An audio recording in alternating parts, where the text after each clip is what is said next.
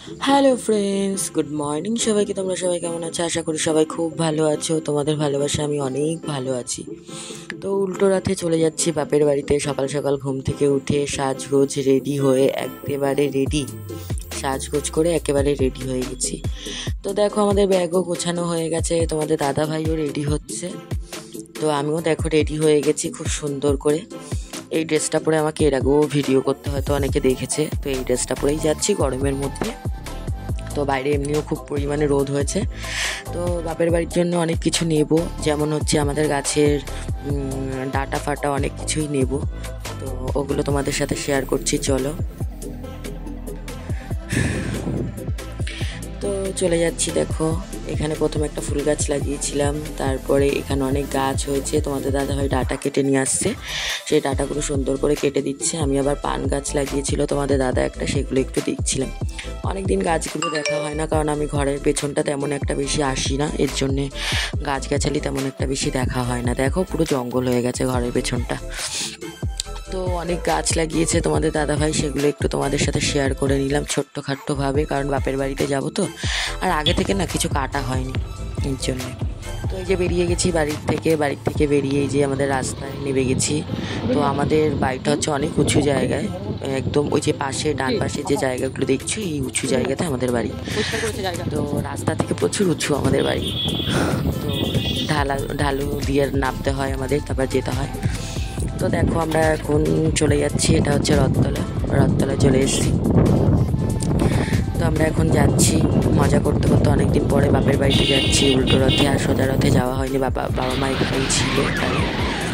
দেখো কি সুন্দর ওয়েদার, আমি যাচ্ছি আর মানে আমি পুরো ভিডিওটা বেশিরভাগ আমি শুধু আকাশের দিকেই রাখছি ক্যামেরাটা, কারণ এত সুন্দর লাগছিল মেঘটা দেখতে। আমি একটা ছোট্ট ভিডিও করে নিয়েছিলাম, তো ভিডিওটা জানি একটু উল্টো হয়েছে, কারণ আমি বুঝতে পারিনি কিভাবে হয়ে গেছে। তোমাদের ওয়েদারটা শুধু দেখাবো, জাস্ট কি সুন্দর লাগছে দেখতে। বাড়িতে ঢুকে গেছি, বাড়িতে ঢুকে এসে দেখি যে মা আর দিদি এরা সবাই মিলে দেখি মুরগি, মানে দেশি মুরগিটাকে মড়ক যেটাকে বলা হয় সেটাকে কাটছে। আমি গিয়ে ভিডিও করছি, দিদিকে বলছি কি রে মুরগি ছাড়াচ্ছিস? দিদি আবার আমার দিকে তাকাচ্ছে, মা তাকাচ্ছে, পাশের ওই মাসি টাসি সবাই বসেছিল, সবাই কাজ করছে। আমি গিয়ে তো এই দৃশ্য দেখবো আমি তো ভাবতে পারিনি। ব্যাস খুব ভালোই লাগছে, মা আর দিদি মিলে মুরগি ছাড়াচ্ছে, ভালোই লাগছে। অ্যাকচুয়ালি আমাদের মুরগির ছাল, মানে যে চামড়াটা হয়, সেই চামড়াটা মুরগির সাথে লেগে থাকলে খুব ভালো লাগে খেতে। এর জন্যই গরম জল করে নিজেরাই ছাড়াচ্ছে। আবার অনেকে বলবে এটা কেমন, চামড়াও খায়। যাই হোক আমাদের ভালো লাগে তাই খাই। এদিকে তোমাদের দাদাভাই একদম পুরো জামা কাপড় ছেড়ে বসে গেছে একদম মুরগি কাটতে, কারণ আমার বাবা কাজে গেছে বলে মুরগি কাটার মতো কেউ নেই। এদিকে মা পেঁয়াজ রসুন আদা সব ছাড়িয়ে নিচ্ছে, পেঁয়াজ কেটে নিচ্ছে, আর এদিকে তোমাদের দাদাভাই মুরগি কেটে নিচ্ছে। আর বাইরে প্রচন্ড পরিমাণে মেঘ করেছে, যেটা তোমাদের একটু মানে একটু শর্ট দেখিয়ে নিলাম। তো আমার দিদি জল নিয়ে চলে এসছে, ও আবার একটু পুজো দেবে মানে আমাদের ঘরে। সরি, ওইখানে জল দিয়েছে হয়তো, আমি বুঝতে পারিনি।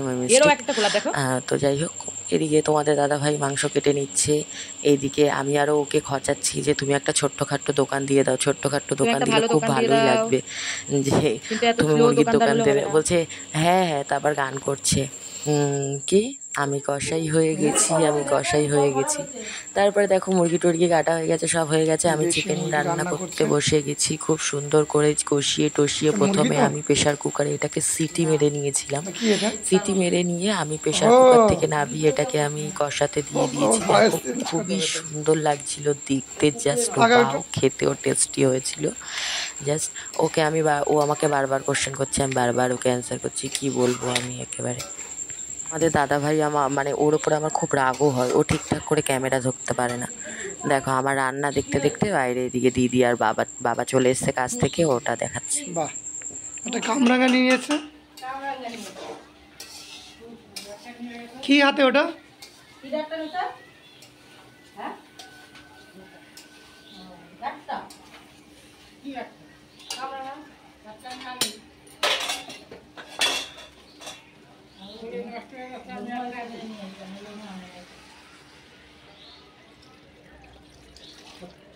ব্যাস বলতে পারো। বলবে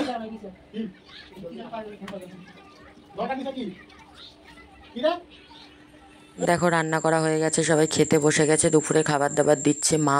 হয় অনেকে বলতে পারো ই বাবা নিচে বসে খাচ্ছে, এই গ্রামের মানুষটা এরকমই হয়, সবাই নিচে বসেই খায়, এটা শহর না।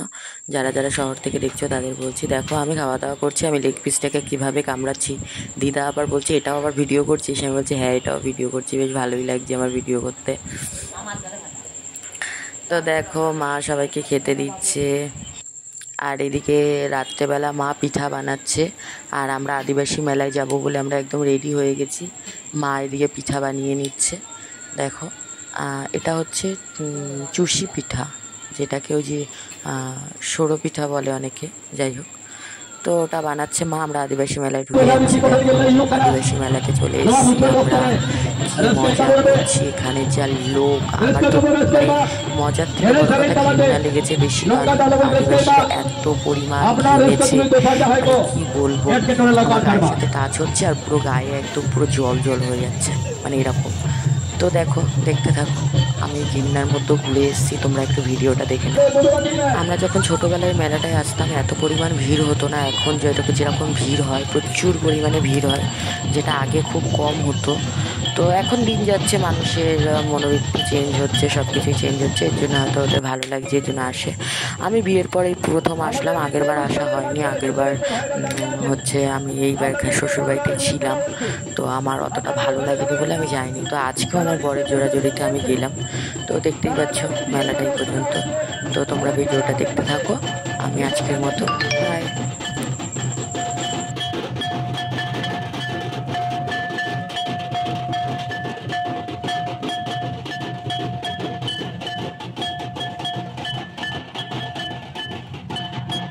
সাগর গুরু নয়া মুঝে রাতের খেলা তো কমিটি সিদ্ধান্ত লেগাতে 7:30 দাবি দিয়ে উঠে রসিকা মধ্যে বিহার করেন না ইউ করা